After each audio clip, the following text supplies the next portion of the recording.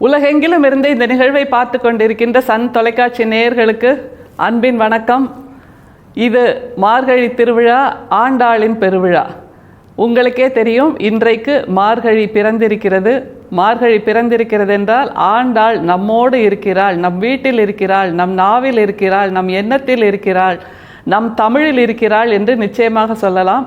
ஆண்டாள் என்பவள் 7ஆம் நூற்றாண்டிலோ 8ஆம் நூற்றாண்டிலோ வாழ்ந்த ஒரு கவிஞர் மட்டுமல்ல, ஒரு பெண் மட்டுமல்ல, ஒரு சிறுமி மட்டுமல்ல. எப்போதும் நம்மோடு, நம் வீட்டு உறவினராக, நம் வீட்டு செல்லக்கிளியாக வாழ்ந்து கொண்டிருப்பவள் தான் என்பதற்கான சத்திய சாட்சிதான் இந்த மார்கழி என்று நமக்கு எல்லோருக்கும் நன்றாக தெரியும்.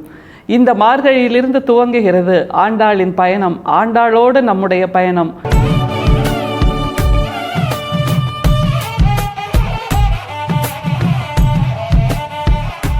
எதற்காக ஆண்டாள் முக்கியம்? அவளுடைய திருப்பாவை முக்கியம். கூடுதலாக இந்த முறை நாம் நாச்சியார் திருமொழியையும் பார்க்க போகிறோம், நாச்சியார் திருமொழியையும் சுவைக்கப் போகிறோம் என்றால் ஒரு பெரு விருந்து காத்திருக்கிறது இன்றையிலிருந்து. ஞாயிற்றுக்கிழமைகளில் மட்டும் திருப்பாவை, மற்ற நாட்களில் எல்லாம் திருப்பாவையும் நாச்சியார் திருமொழியுமாக இரட்டை விருந்து நமக்காக காத்து கொண்டிருக்கிறது. ஆண்டாள் பரிமாறுகிறாள் அந்த தமிழை. ஆண்டாள் யார்? அதுதான் மிக முக்கியம். அது 7ஆம் நூற்றாண்டு அல்லது 8ஆம் நூற்றாண்டு என்று சொல்லலாம், நல ஆண்டு என்று சொல்லலாம், கலி 98ஆம் ஆண்டு என்றும் சொல்லலாம். அந்த ஆடி பூரத்தில் அவள் துளசி செடியின் அடியில் பிறந்தாள் அல்லவா, காண கிடைத்தாள் அல்லவா, நமக்கான தமிழாக கிடைத்தாள் அல்லவா, அந்த பெரியாழ்வார் கண்டெடுத்தார் அல்லவா.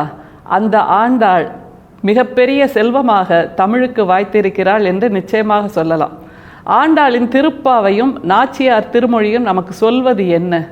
அது வெறுமே பக்தி இலக்கியம் மட்டுமா, முக்தி இலக்கியம் மட்டுமா, அல்லது கண்ணனை நேசிக்க சொல்கின்ற இலக்கியம் மட்டுமா, அல்லது ஆன்மீக இலக்கியம் மட்டுமா என்றால், அவள் அந்த நூற்றாண்டிலேயே உணர்ந்திருக்கிறாள்.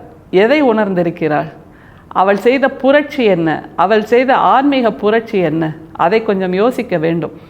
அவளுக்கு தோன்றி இருக்கிறது, பெண்கள் எல்லோரும் உறங்கிக் கொண்டிருக்கிறார்கள், வாழ்க்கையில் உறங்குகிறார்கள், செல்வ சிந்தனையில் உறங்குகிறார்கள், வார்த்தையில் உறங்குகிறார்கள். அவர்களை எப்படி எழுப்புவது, தட்டி எழுப்புவது எப்படி என்றால், அவர்களுக்கு பிடித்தமான ஒரு சொல்லை சொல்ல வேண்டும் என்பதாக அவள் வரித்து கொண்டு கண்ணன் என்கின்ற அந்த பெயரை சொல்கிறாள். கண்ணன் என்பது இறை பெயர் மட்டுமா என்பதுதான் ஒரு கேள்வி. கண்ணன் என்பதை ஒரு தத்துவமாக, ஒரு படிமமாக வைத்து கொண்டால், அந்த படிமம் எதை நோக்கி பெண்களை இட்டு செல்கிறது என்பதைத்தான் திருப்பாவையும் நாச்சியார் திருமொழியும் காட்டுகிறது. இதில் மிக முக்கியம், ஆண்டாளின் திருப்பாவை வெறும் 30 பாசுரங்கள் மட்டும்தான். நாச்சியார் திருமொழியை 143 பாடல்கள், அதிலும் 10 அத்தியாயங்களாக 10 பாடல்களாக கிட்டத்தட்ட 14 அத்தியாயங்கள் இருக்கின்றன. அதில் 4, 5, 6 மட்டும் 11 பாடல்கள் நாச்சியார் திருமொழியில். எனவே 143 பாடல்கள், மொத்தம் 173 பாடல்களை மட்டுமே எழுதிய ஒரு மிகப்பெரிய கவிஞராக நாம் கொண்டாடுகிறோம் ஆண்டாளை என்றால் எதற்காக? அவள் கண்ணனை தன்னுடைய மணாளனாக வரித்ததற்காக மட்டுமா? அது மட்டுமே போதாது இல்லையா?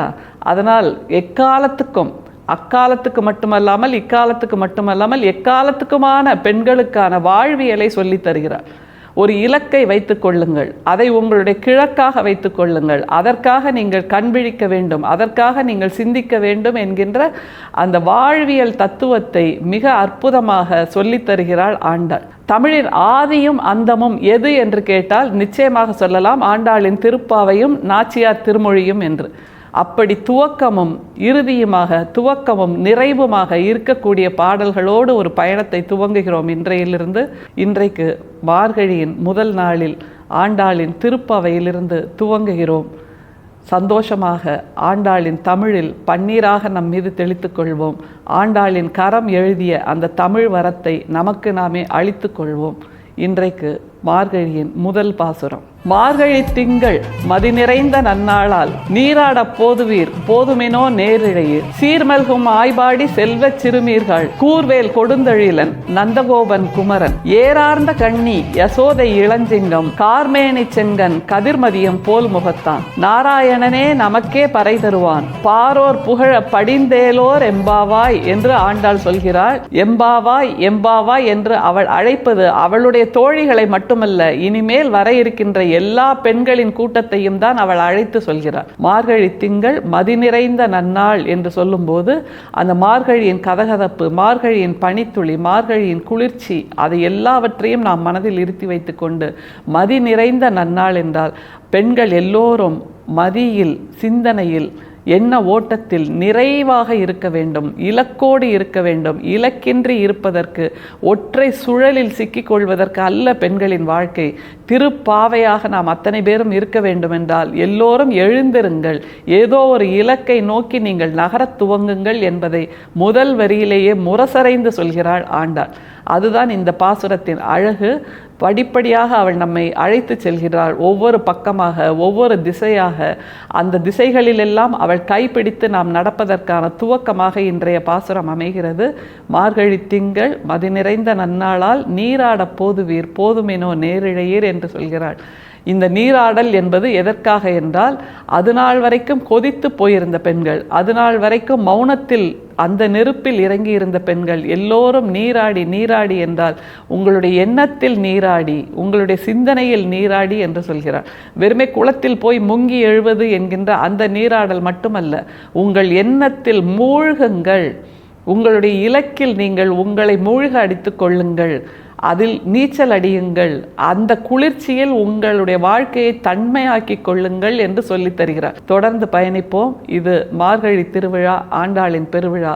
நன்றி, வணக்கம்.